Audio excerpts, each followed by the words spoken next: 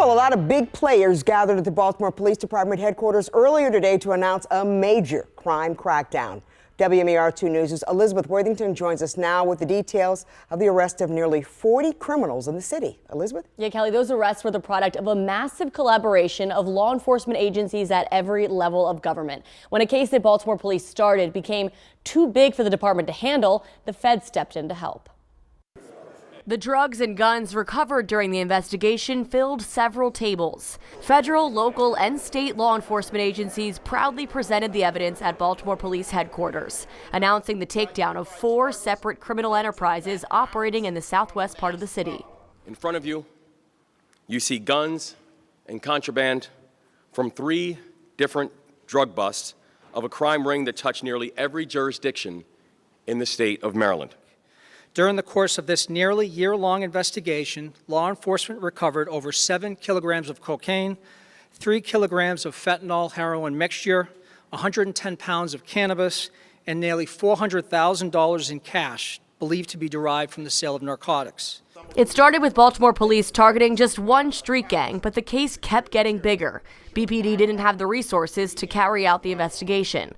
Baltimore City State's Attorney Ivan Bates reached out to the United States Attorney Eric Barron for help. But it was a state and federal takedown on a larger scale than I think we'd probably seen in I don't know how long in terms of Baltimore City. When the feds step down from the Ivy Tower, we are at our best. The key to the takedown was the wiretap, which required 6 months of nonstop surveillance.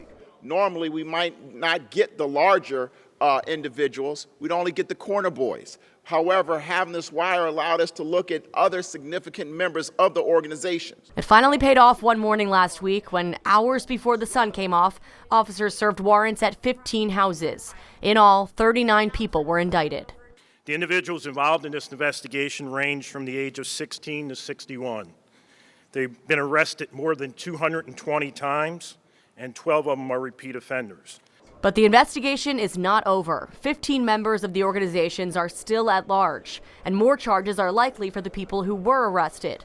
Officials say mass violence was prevented with this takedown. Of particular concern in this case is the possession and use of machine gun conversion devices.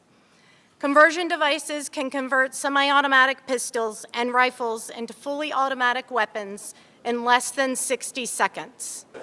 One pull of the trigger can release all the ammunition in the magazine.